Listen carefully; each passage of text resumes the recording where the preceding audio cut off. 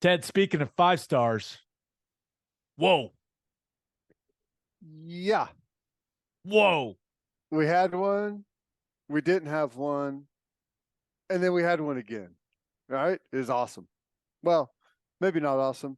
It ended up awesome. I don't know if the process and how it all went down was awesome, but where we are now is looking pretty good. I hear you. And okay, I where do we start? Do we talk about the football impact of Peyton Bowen first, or do we talk about the saga, the drama? Like, what? Where do you want to begin with this? I say we get into the saga first, and then we can hit kind of what it means for our football team after that, because the drama, I think, is what everyone wants to talk about. Uh, the drama was fantastic. The hat ceremony. I think the biggest surprise in all this, it's like the hat ceremony. There wasn't even an OU hat. And you hear people like, well, it was hidden in the helmet. Is this like, hey, I haven't heard that from Peyton Bowen or anyone like that. So I'll say this.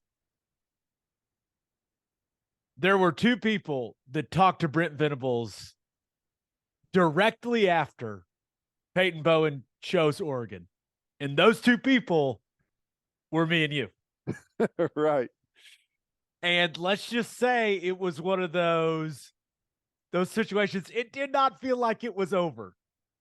And Yeah. in fact, we encouraged him and said, hey, it's not over until he signs, until their Twitter puts something out. So do what you got to do. Like it was so interesting to be in that moment because Venables was recording his Cheez It Bowl preview show, and we were doing our Sooner game day stuff right afterwards. So we were the first people that saw him after Bowen made that decision. It happened like during his walk from his press conference over to do the bowl preview show, right? So I'm guessing he didn't get to mention it at all in the press conference, or did he? He didn't address it at all. It happened after that.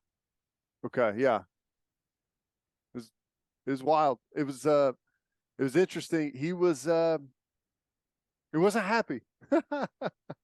He was I would say the best way, and we're not gonna say, put out exactly what we talked about, but I would say there was some what I call angry laughing, Yeah. just like so upset that he started laughing. And I was like, oh boy. But Yeah. it's never over until that letter of intent is signed and sit, my friend. Yeah. Well, he Peyton Bowen was taking a ton of heat, from Sooner fans with going to Oregon, from Notre Dame fans, from Oregon fans, probably after he never sent the paperwork in. But here's the thing, and this isn't, I'm not saying this necessarily specific to Peyton Bowen, but it's not just a situation. You would like to think that a kid just chooses where he wants to go, right? And he gets support from family, from friends, from teammates, from coaching staff at high school, and everyone is supportive and there to answer questions. But that's just not always how it works, man. There's a ton of external factors, pushing and pulling. Some people are trying to capitalize themselves off of some of these young players. Just there's a lot going on for some of these guys at 18 years old. It's not always as easy as it seems to just pick where you want to go play football. I wish it was. It would probably make things a lot more simple, but it's not always that way. And I don't know exactly how all of this went down with Peyton Bowen, but whenever you look at the statement, he says Oklahoma always felt like home.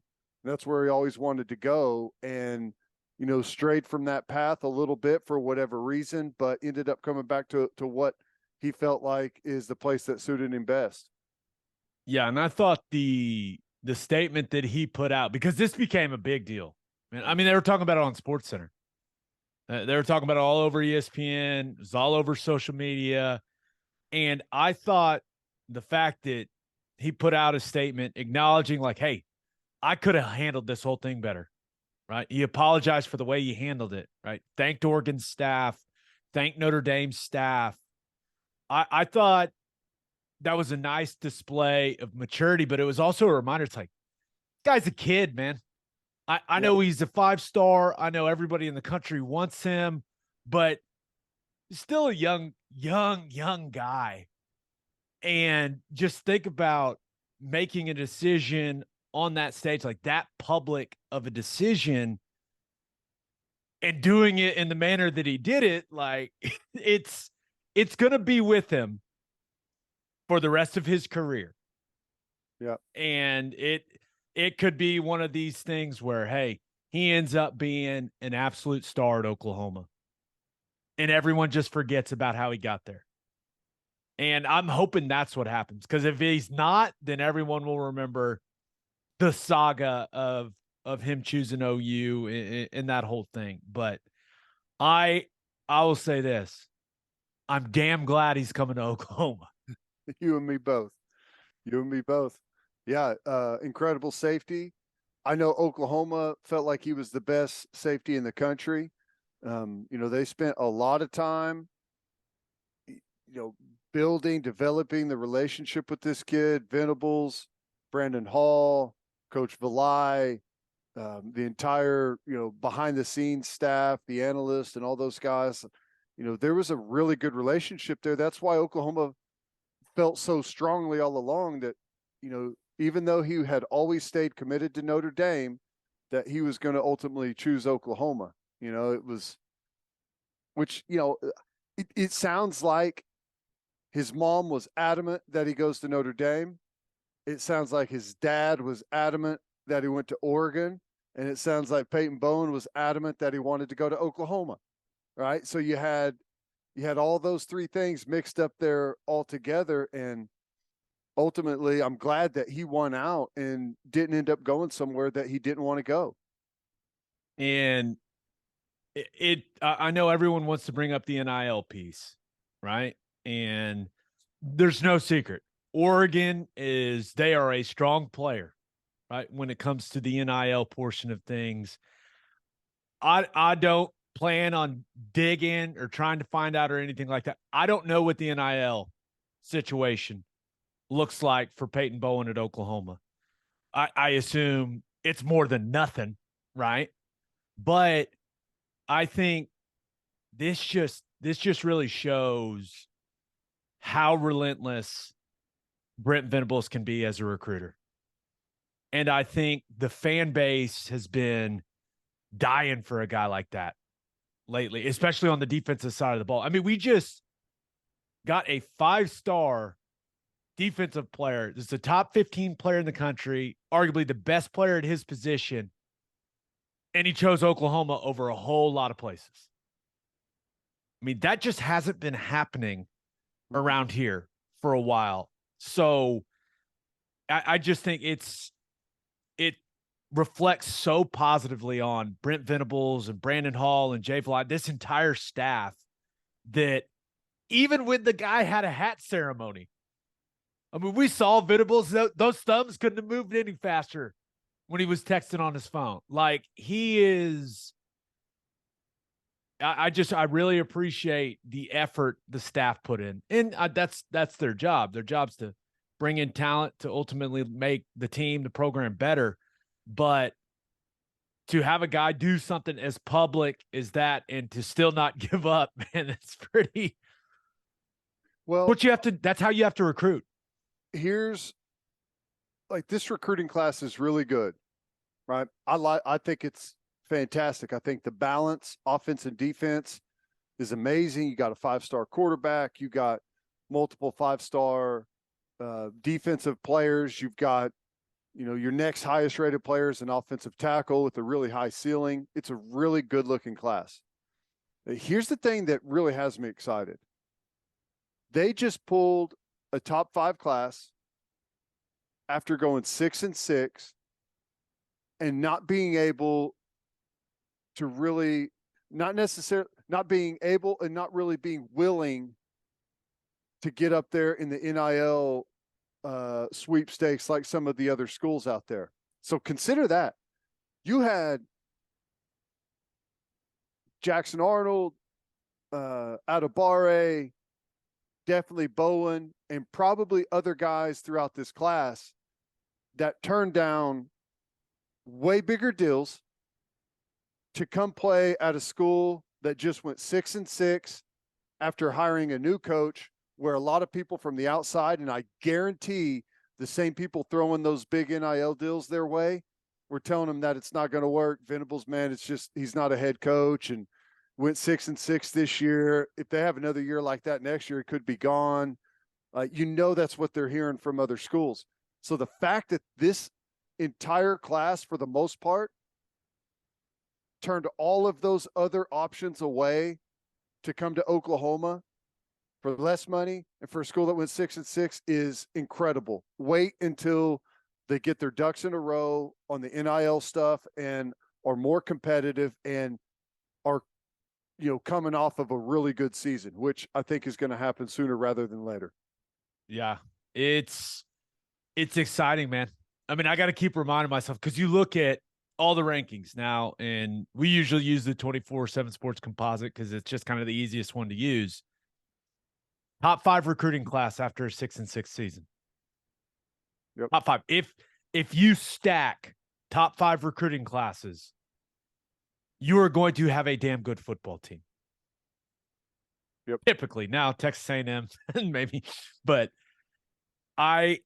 if this is the starting point, especially when you factor in the move to the SEC coming here soon, and how that will bump your recruiting, being able to go out there and tell kids like, hey, you want to come play in the best conference in the country, that's only going to help things, man. It's after a very disappointing season where we went through a lot of painful podcasts. Like, this is a fun one. Like, this is enjoyable. This is exciting. I think excitement's the best word to describe kind of what a bunch of fans, including myself, are feeling right now. Yeah. And, I think there's a lot of criticism lobbed at Venables, and rightfully so. This is big boy business. Get paid a lot of money, and it's a results driven business. You have a 6-6 football team like that. That is what it is. But, one of the things that he has been adamant about since the day he showed up is building relationships. And this is not going to be a transactional relationship at Oklahoma. It's going to be personal, right? And that is why this class paid off the way that it did. That's why when you build the relationships the right way, when you care about these kids, whenever you hand select the right players for your team and develop the relationships because they fit the mold that you want, good people, good students, good leaders, it becomes relationship driven. And that's why these kids are okay turning away some bigger deals, because if you build it only on the NIL stuff, like an Oregon tried to late with Peyton Bowen, it's just, there is no guarantee that you're going to keep that locked in and keep people happy. I think people are way quicker to make a decision to leave and to do something else if it's only built off the bottom line dollars wise. Yep. I'm with you, man. I feel so good for the fans, because we needed a win, didn't we? And David Hicks ends up picking A&M, right? Yep. The staff was hopeful. They were feeling themselves after the Peyton Bowen situation. Thought maybe there was a chance with Hicks, but he ends up ultimately sticking with the Aggies. But I felt like there was so much disappointment because they had missed on Akana and on Bowen.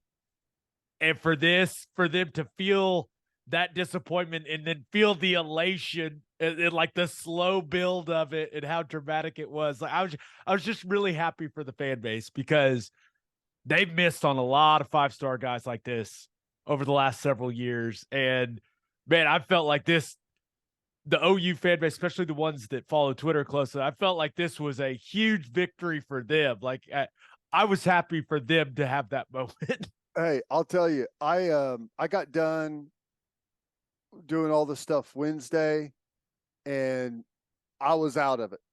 signing day's done, whatever. Phone is put down, phone is away. And I wake up Thursday to a bunch of text messages of people being like, this Peyton Bowen deal is crazy. And I'm like, what's going on? Well, he hadn't sent his letter in to Oregon. I was like, which, he hadn't, late Wednesday night. But I fired off a text message. Is what I got is, we have the letter here. I was like, okay, all right, yeah, that's interesting. Okay, yeah, that was a massive turn of events that I did not see coming. It was cool. So yeah, to be able to feel like you're coming back from the dead is better than getting it the first place, right? Like the drama now. How does this affect him moving forward? I don't know. Hopefully not at all. But if you want the roller coaster of emotion, that was it.